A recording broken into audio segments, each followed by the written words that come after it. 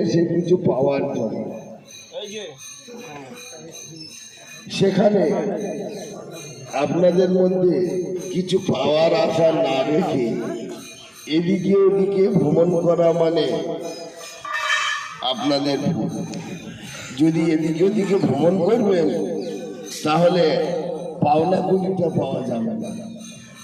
মায়ার জগতে হয়তো অনেক কিছু পাওয়া যাবে না, কিন্তু মায়ার জগতের পাওনাটা পাওনা নয়, ভগবান জগতের पावनाटाई होच्छे पावना।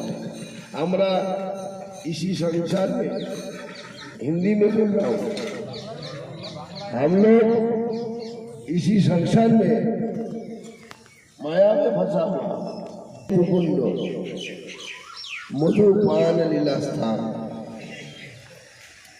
सखाओं का साथ जब मधुबन में गोचार करने के लिए जाते तो सखाओं के साथ वहां पर जाके जब वहां का छत्ता देखा, सखाओं ने कहा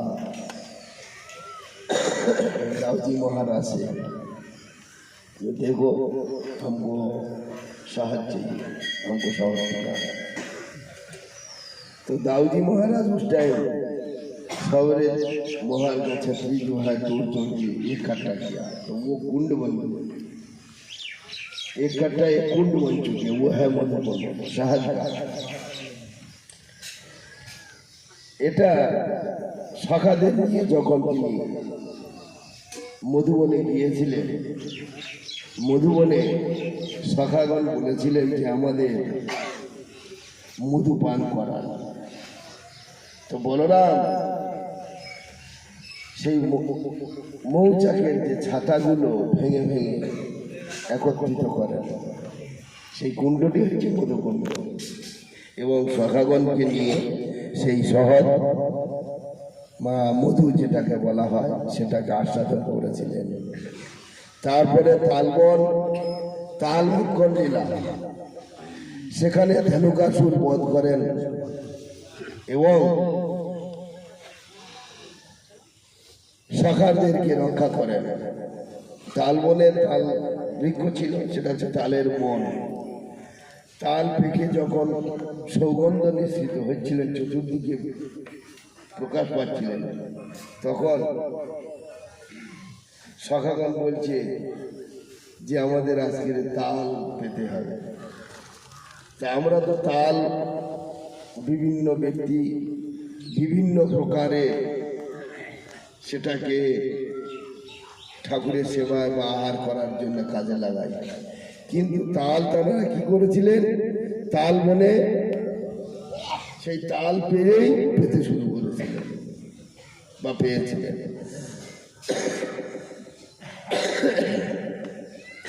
তাল পেড়ার সময় পাকা তাল নিচে পড়ে যায়, ধূপধাপ আওয়াজ হয়, সেই বনে ধেনুকাসুর থাকত। এই ধেনুকাসুরকে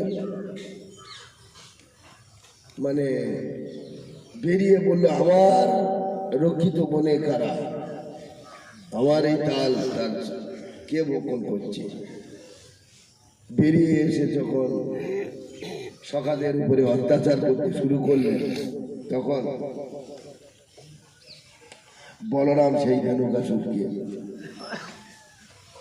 নিহত করে, হত্যা করে।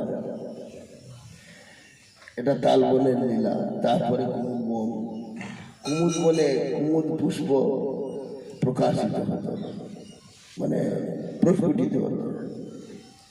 সেই পুষ্প সখাদেরকে নিয়ে সেখানে যখন গোচারণ করতেন, সখাগণ সেই পুষ্প চয়ন করে কৃষ্ণকে সাজাতেন। সেটাই হচ্ছে কুমুদ বন। তারপরে আমরা এলাম আড়িং গ্রাম, মাঝখানে মাধুরী কুণ্ড। মাধুরীকে মাদ্রি, কুন্তি আর মাদ্রি, মানে পাণ্ডু দুটো স্ত্রী ছিলেন। তো এক সময় শিকার খেলতে গিয়ে ঋষি হরিণ রূপে তার শৃঙ্গার রসে ছিলেন। তখন পাণ্ডু বাণ বিদ্ধ করেন, হরিণ শিকার করেন। তা ঋষি হরিণের গায়ে যখন লাগে মারা যায়, কিন্তু বলেছিল আমি তোমাকে অভিশাপ দিচ্ছি, তুমি যখন এই শৃঙ্গার রসে থাকবে যেদিন, সেদিন তোমার প্রাণ ত্যাগ হবে। এটা কিন্তু দেখুন ভগবত ইচ্ছা, দোষ পাণ্ডুর নয়। তিনি হরিণ শিকার করেছেন, রাজা তার ধর্ম, ক্ষত্রিয়ের ধর্ম। তুমি ঋষি, তুমি যদি নিজের রূপ পরিবর্তন করে হরিণ রূপে সেখানে নিজের শৃঙ্গার রস আস্বাদন করছো, তা সেখানে পাণ্ডুর দোষ নয়। কিন্তু ভগবানের লীলা, যদি এই অভিশাপ না হয় তাহলে কুরুক্ষেত্রের এসব কাণ্ডগুলো হবে না। সেই জন্য অভিশপ্ত হলেন। সেই ঋষি অভিশাপ দিয়েছিলেন। ঋষির অভিশাপ অনুসারে ওই যে মাতৃকুণ্ড, মানে আমাদের যখন কুমুদবন থেকে আইলিয়ে যাওয়া হচ্ছে, ডান দিকে মাতৃকুণ্ড, মাধুরীকুণ্ড বলে, কিন্তু সেটা হচ্ছে মাতৃকুণ্ড। ওইখানে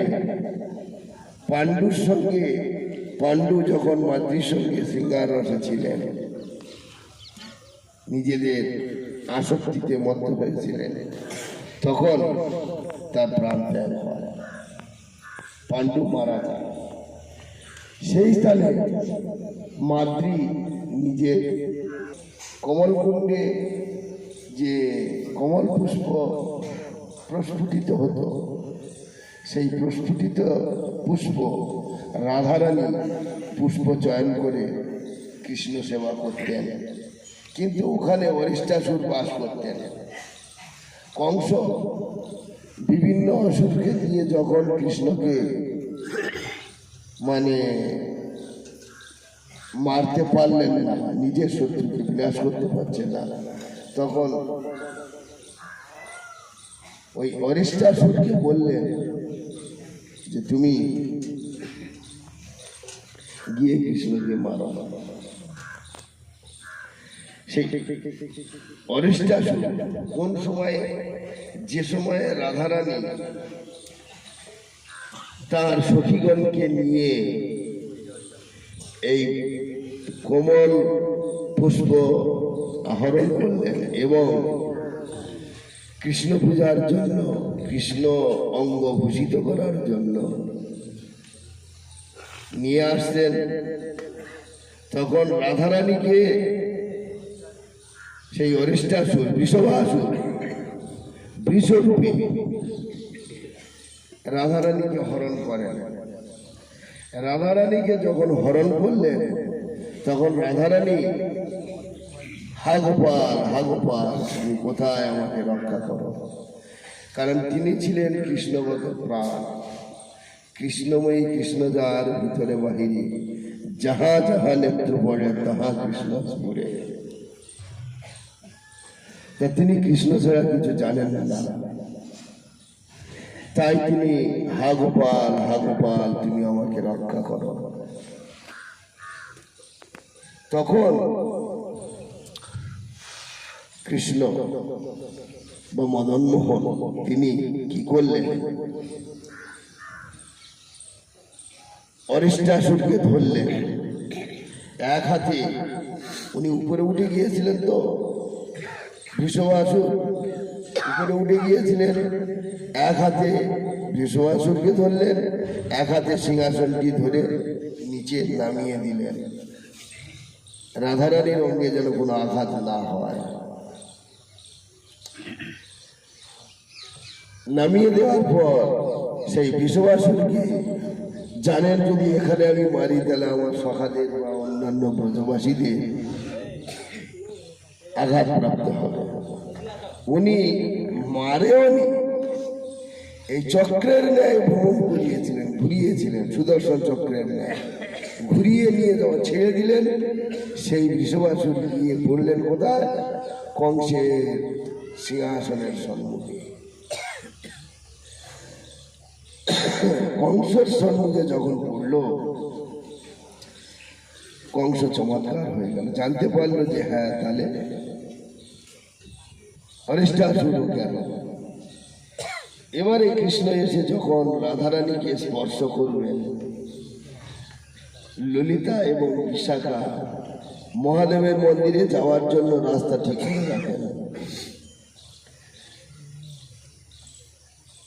ললিতা এবং বিশাখা সখী সুচতুরা তারা বললেন যে দেখো, তুমি গোহত্যা করেছ, নারী হত্যা করেছ, অতএব রাধারানীকে স্পর্শ করতে পারবে না। তাহলে আমরা কি করলে আমি স্পর্শ করতে পারবো? তখন বলছি যে তুমি যদি সমস্ত তীর্থে স্নান করে আসতে পারো তাহলে আমার রাধারানীকে স্পর্শ করতে পারবে। কৃষ্ণ বলছে ঠিক আছে, আমি সমস্ত তীর্থে স্নান করে আসবো। ললিতা বিশাখা সুচতুরা তারা চিন্তা করলেন, আমি তো বললাম, কিন্তু কিন্তু যদি এ সমস্ত তীর্থে না গিয়ে এক জায়গায় বসে থেকে এসে বলেন যে আমি সমস্ত তীর্থে স্নান করে এসেছি,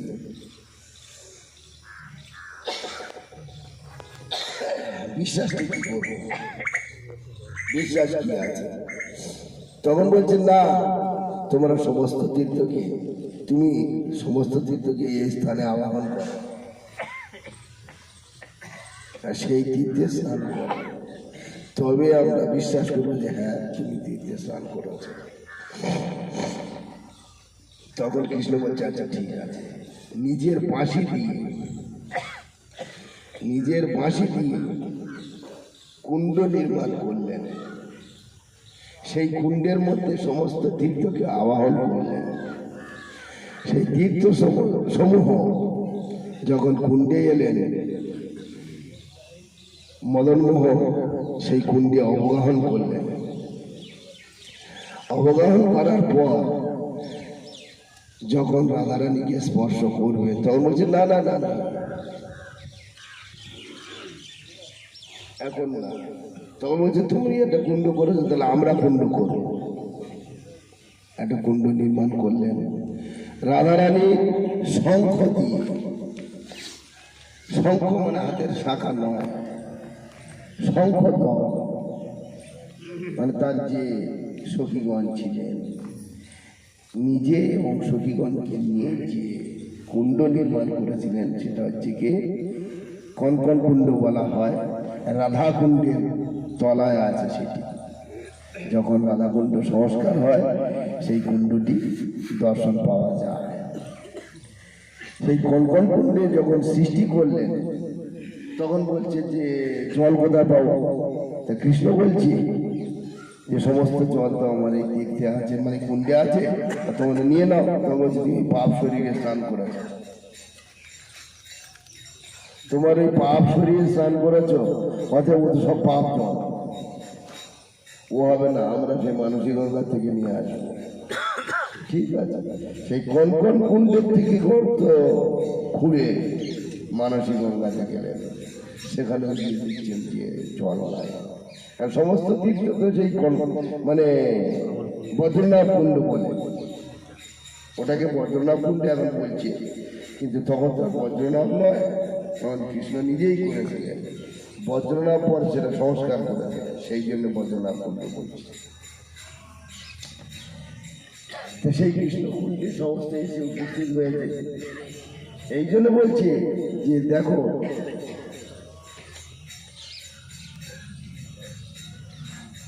ললিতা এবং বিশাখা সুচতুরা বলছে দেখো, ইয়ে করো, তুমি যে জলে স্নান করেছ, তীর্থগণকে আমরা তো দেখতে পাই না,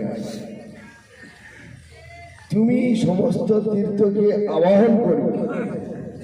সেই তীর্থগণ মূর্তিমন্ত হয়ে আরে হ্যাঁ আমাদের যাত্রীগণ কেউ এসে মানে কুণ্ডে এসে স্থিতি হবে। চালু কেমন সমস্ত তীর্থগণকে মদনমোহন এক এক করে স্মরণ করলেন। তারা মূর্তিমন্ত হয়ে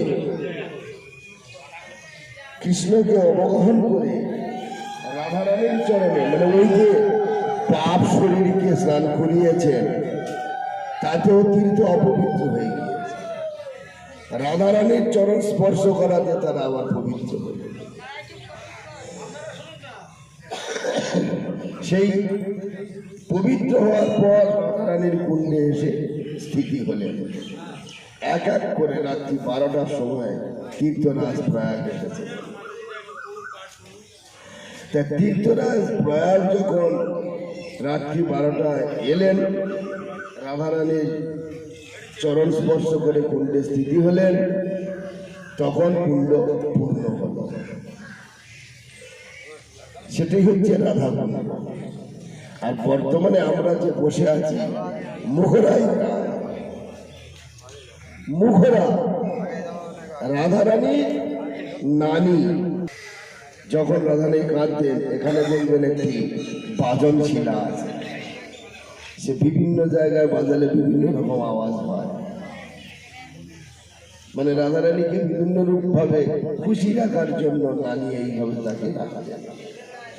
নানি তাকে যে কত আদর করতেন, কত স্নেহ করতেন। এই সংসারে পিতার জ্বালা যে ভোগ করছি, এই পিতার জ্বালা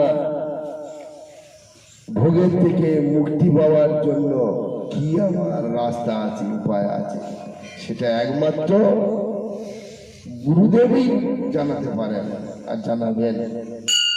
অতএব আপনারা যারা প্রত্যেকে আছেন,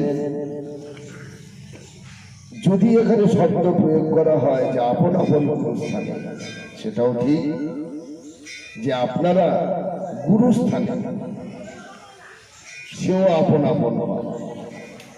অতএব সেখানে গুরুকে ভিন্ন করা হলো না।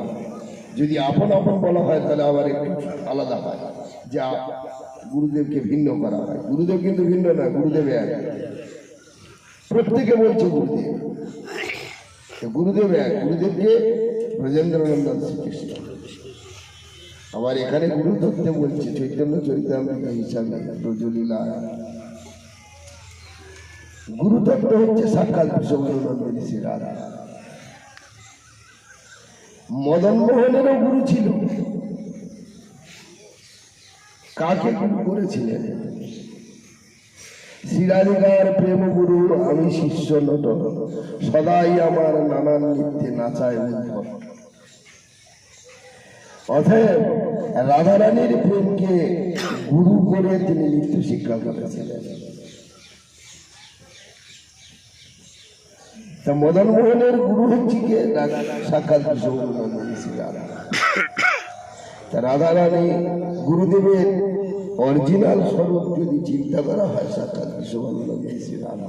এটা কিন্তু দেখুন, এখন হয়তো সমাজে বলা হচ্ছে, চৈতন্য চরিতামৃতেও বলছে, বা আপনার